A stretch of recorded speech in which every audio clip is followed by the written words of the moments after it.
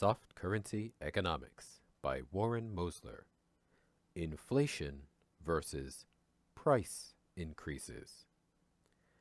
Little or no consideration has been given to the possibility that higher prices may simply be the market allocating resources and not inflation. Prices reflect the indifference levels where buyers and sellers meet.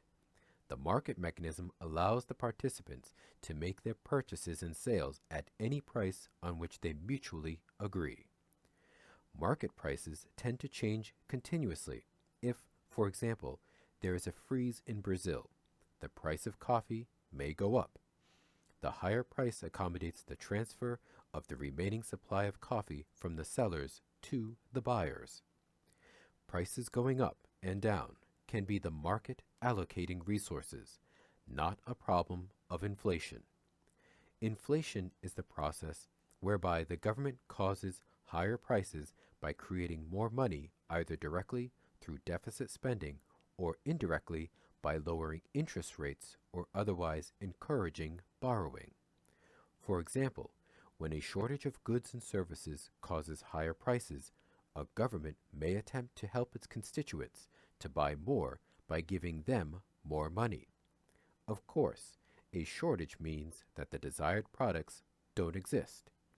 More money just raises the price, when that in turn causes the government to further increase the money available. An inflationary spiral has been created. The institutionalization of this process is called indexing. Left alone, the price of coffee, gold, or just about anything may go up, down, or sideways. Goods and services go through cycles. One year there may be a record harvest, and the next a disaster. Oil can be in shortage one decade, and then in surplus the next. There could conceivably be years or even decades when the CPI grows at, say, 5% without any real inflation. There may be fewer things to go around, with the market allocating them to the highest bidder. As the economy expands and the population increases, some items in relatively fixed supply are bound to gain value relative to items in general supply.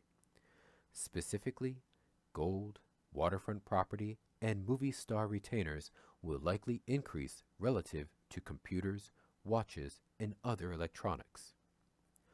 If the Fed should decide to manage the economy by targeting the price of gold, they would respond to an increase in the price of gold with higher interest rates. The purpose would be to discourage lending, thereby reducing money creation. In effect, the Fed would try to reduce the amount of money we all have in order to keep the price of gold down. That may then depress the demand for all other goods and services, even though they may be in surplus.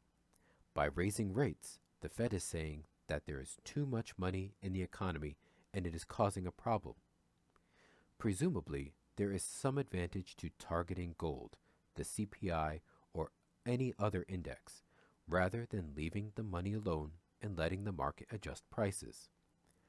Interest rates can be too low and lead to excess money creation relative to the goods and services available for sale. On the other hand, higher commodity prices may represent the normal ebbs and flows in the markets for these items. If there are indeed price increases due to changing supply dynamics, Fed policy of restricting money may result in a slowdown of serious proportions, which would not have occurred if they had left interest rates alone.